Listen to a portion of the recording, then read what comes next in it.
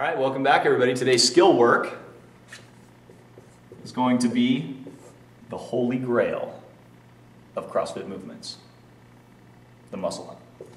All right, so I know there's only a few people at the gym that are in the muscle up club. There are a few people that have gotten one muscle up and have not repeated it, but that's pretty typical. A lot of times people will nail it that first time because it's just a really difficult movement, and then they can't get it for a while, and then they eventually get it again. Aaron Jones, perfect example. He got it, didn't get it for 2 months, got it, didn't get it for 2 months, and now he can get quite a few of them in a row. But the key is to keep banging on it. So let's head over to the rings, and let's take a look at the muscle up progression that we're gonna do. And this is the one that we kind of go back to because it makes a lot of sense. So the first thing is the false grip. A lot of times holding the false grip is a limiting factor for people because they don't have the wrist and the forearm strength to hold that false grip. So we want to roll that hand up over the ring. Instead of holding it like this, we want it up and over. Okay? Now we're going to hold that position with our hands. We're going to get down on our knees right under the rings, and we're going to work on pulling first of all. So we're going to use our legs to get up there, but let's go ahead and turn our fists toward each other and pull up till the ring touches the armpits and back down. So we'll do a few of these, maybe 4 or 5 of these. Up and down. Okay?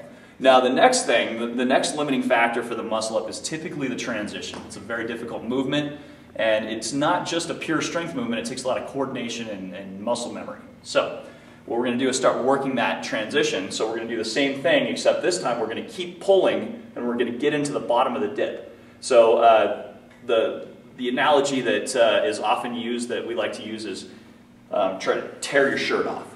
Okay, so we're going to pull Hulk Hogan and tear our shirt off. So watch my hands as I transition through from the pull into the dip, tear the shirt off. Okay, so now I'm at the bottom of the dip. Notice from the side, you'll see that my shoulders are below my elbows, and they're also in front of the rings. So for some reason, this is a difficult thing to do, is to get that chest through and get the shoulders in front of the rings. So that's what we're going to work on. Depending on where you're at, if that's real easy for you, do that, and then we'll allow you to press out, get into the support position, and hold that. Okay? Now if you've got all of that, then what we can do is we can start raising those rings up, and we can start working on the kip.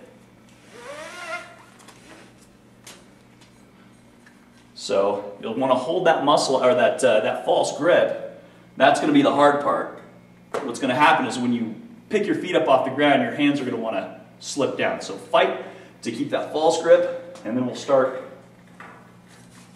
working that transition.